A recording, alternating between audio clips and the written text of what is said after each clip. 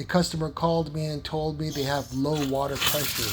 When they would open up a faucet, the pressure would drop immediately.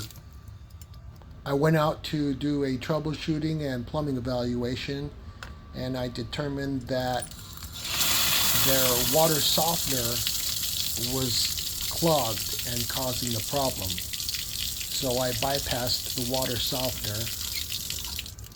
Here you can see the water pressure drop, and when I would shut off the valve, it would go back up. Right here I'm testing the street pressure, which is about 165 psi. The previous plumber installed a low range pressure regulator that has a range of 25 to 75, meaning it will drop the street pressure a maximum of 75 psi, which will not be enough in this situation. They were actually supposed to install a high range pressure regulator. After I bypassed the water softener, the pressure increased and the flow increased. The old pressure regulator was a Zurn 70XL, and they don't make a high range in the 70XL, so I had to get a Zurn Wilkins 600XL HR. The old one had a range of 25 to 75.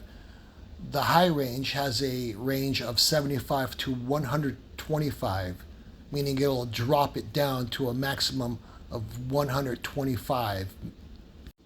Here I had to put a jet sweat into the pipe because the water kept on dripping, and I can't solder when there's water in the pipe. Here I'm adding a 1-inch MIP. Here I'm about to pull out the torch and sweat, or you could say solder, but we call it sweat.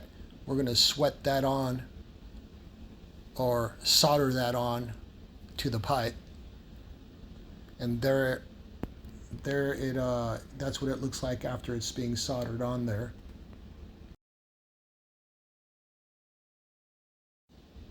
All right, now I got the Wilkins 600 XL HR pressure regulator installed.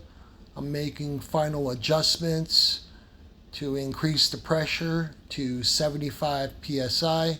We do not want it more than 80 psi going into the house.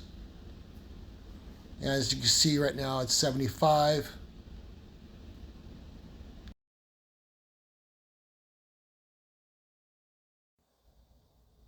And right here, I reattached the ground wire to the copper pipe. Everything's done and finished and back to normal again.